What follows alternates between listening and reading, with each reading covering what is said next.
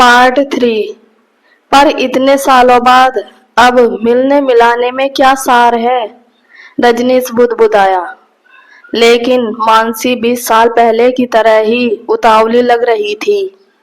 आखिरकार रजनीश ने बेमन से मिलने के लिए हाँ कर ही दी। दोनों ने परिवर्तन चौक के पास शहादत अली के मकबरे पर मिलना तय किया। रिश्ता खत्म हुए 20 साल हो गए थे, इसलिए उन लोगों को मकबरे की शांति ज्यादा सुहा रही थी। रजनीश जब पहुंचा तब मानसी वहां पहले से ही थी। दोनों की नजरें टकराई तो रजनीश के मन में एक विषाद सा पैदा हो गया।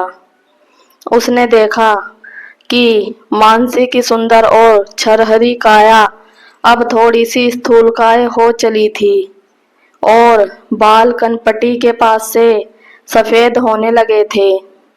वह चेहरे में कसावट की जगह थोड़ा ढीलापन आने लगा था।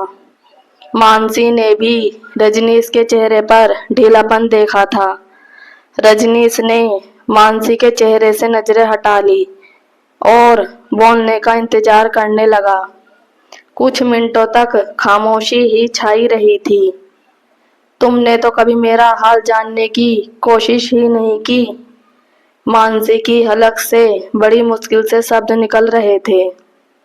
तुमने कोई संबंध ही कहाँ रखा था? रूखे स्वर में रजनीश ने कहा। टूटे हुए रिश्ते आज आमने सामने थे और दोनों के बीच एक खाई सी थी जो अब भर नहीं सकती थी। मानसी ने हिम्मत करके बोलना शुरू किया और रजनीश को बताया कि तेज वर्मा के साथ शादी कर लेने का उसका निर्णय किस तरह से गलत निकला था। तेज वर्मा की फितरत ही औरतों को धोखा देने वाली थी। उसका अफेयर किसी फैशन मॉडल से हुआ तो उसने मानसी को छोड़ दिया। तब मानसी को एहसास हुआ कि अपने साथी द्वारा छोड़ा जाना कितनी पीड़ा पहुंचाता है। उसके बाद मानसी ने अपनी बेटी की परवरिश अकेले ही की। भले ही उसके पास सरकारी नौकरी थी, पर फिर भी वह अपनी बेटी को पिता का प्यार, अनुशासन नहीं दे पाई थी। नतीजा यह निकला कि वह मात्र 20 साल की थी। वह गलत संगत में पड़ गई थी और नशे का शिकार हो गई थी। रात रात भर वह घर नहीं आती थी। ना तो उसे पढ़ाई लिखाई की चिंता थी और ना ही कैरियर बनाने का शौक। मानसी अपनी कहानी आगे भी सुनाना चाहती थी, पर रजनीश ने खिजाते हुए उसे रोक दिया। मुझसे क्या चाहती हो? और फिर आज यह कहानी सुनाने का क्या फायदा? तुम पहले भी तो आ सकती थी मेरे पास। बस हिम्मत नहीं कर पाई और किस मुंह से आती। पर अब लगता है कि मैंने तुम्हारे साथ गलत किया। बस एक बार माफ कर दो मुझे, और कुछ नहीं चाहिए तुमसे। मानसी गिड़गिड़ा रही थी। मानसी के चरित्र में उतावलापन था। बहुत जल्दी ही अपने सारे निर्णयों को वह सही मानकर आगे बढ़ जाती थी। जिस तरह से उसने रजनीश से शादी करने में जिद दिखाई, उसी तरह की जिद तेज वर्मा के साथ घर बसाने में की। और क्या पता आज भी वह किसी जल्दबाजी में ये सब कर रही हो। रजनीश कुछ बोल नहीं पा रहा था, फिर भी उसने इतना कहा, माफ करने के लिए मेरे तुम्हारे बीच में कोई रिश्ता तो होना चाहिए ना। तुमने वही नहीं रखा तो अब क्या जरूरत है इस सब नाटक की? तुमने मुझे जो दंश दिया है ना, उसके कारण पूरी स्त्री जाति से मेरा भरोसा उठ चुका है। इसका परिणाम यह रहा कि मैंने आज तक दोबारा शादी ही नहीं की। माफी और पश्चाताप की सारी बातों को पूरी तरह खत्म कर दिया था रजनीश ने। मानसी अकेली मकबरे के लॉन में खड़ी थी। उसके आंसू भी उसकी आंखों का साथ छोड़ रहे थे। इस बात को हुए 3-4 दिन बीत गए थे। दरवाजे पर दस्तक हुई तो रजनीश ने दरवाजा खोला और देखा, सामने डॉक्टर नवीन खड़ा था। दोनों बैठने के बजाय सीधा किचन में गए, जहां नवीन चाय बनाने लगा। हमेशा नवीन ही चाय बनाता था, क्योंकि रजनीश को अच्छी चाय बनानी नहीं आती थी। माफ क्यों नहीं कर देते तुम मानसी को? नवीन अचानक से बोल उठा था। नवीन के मुंह से आज इतने सालों बाद मानसी का नाम सुनकर रजनीश हैरान था। उसने सवालिया नजरों से नवीन को देखा। आंखों के सवालों को समझकर नवीन ने सोफे पर बैठे हुए चाय की चुस्की के साथ उत्तर देना शुरू कर दिया। इतना ही कम है क्या कि 20 साल बाद ही सही, पर उसे अपने अपराध का बोध तो हुआ, और वह तुमसे माफी भी मांग रही है।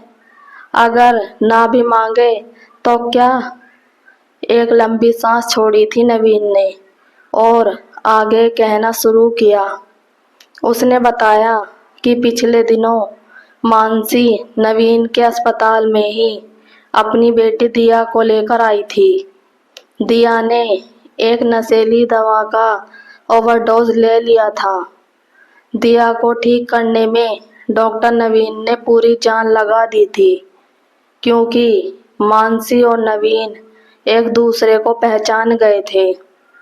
दिया की तबीयत ठीक हुई तो मानसी ने नवीन को अपने बीते सालों के बारे में बताया कि उसे कैसे अपने किए पर पछतावा है।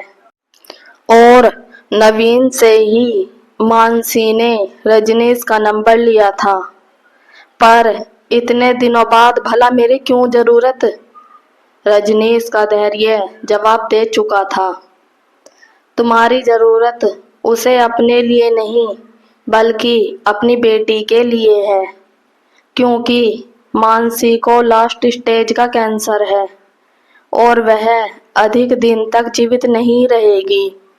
इसलिए मरने से पहले वह अपनी बेटी को तुम्हारे सेफ हाथों में सौंप जाना चाहती है। एक ही सांस में सब कह गया था डॉक्टर नवीन। रजनीश सन रह गया था।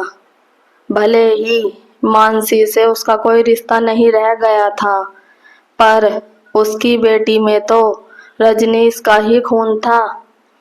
इतने वर्षों अलग रहने के बाद ममता दब सी गई थी, जो अब जागती सी मालूम हुई। पर मानसी के बारे में सुनकर रजनीश को जरूर दुख हुआ, लेकिन यह मानसी ही तो थी जिसके कारण उसका जीवन, उसका कैरियर सब बर्बाद हो गया। इसलिए फिर भी नवीन को वह कोई उत्तर ना दे सका। आज इन सब बातों को 15 दिन बीत चुके हैं। रजनीश शाम को पार्क में पहुंचा और अपनी पसंदीदा बेंच पर बैठ गया। सामने अम्मा वाली बेंच आज खाली थी। सिर्फ उनकी पोती ही अकेले बैठी थी और उसके पास वही रेडियो रखा था। उसकी बेटी दिया इतनी बड़ी ही होगी। रजनीश उस लड़की के पास पहुंचा। आज आपकी दादी नहीं आई बेटा? रजनीश ने सवाल किया तो वह लड़की फफक कर रो पड़ी और रोते रोते उसने बताया कि दादी को कैंसर था और उनकी मृत्यु हो गई है। कैंसर? रजनीश के होठ हिल रहे थे।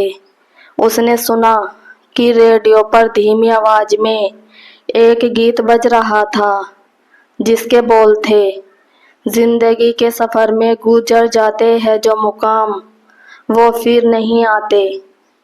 रजनीश वहां खड़ा ना रह सका। वह नवीन के फ्लैट की तरफ बढ़ चला और कांपते हाथों से उसने मानसी का नंबर डायल कर दिया था। अगर आपको हमारी ये स्टोरी अच्छी लगी हो तो प्लीज़ लाइक, कमेंट और सब्सक्राइब जरूर कीजिएगा। Thank you.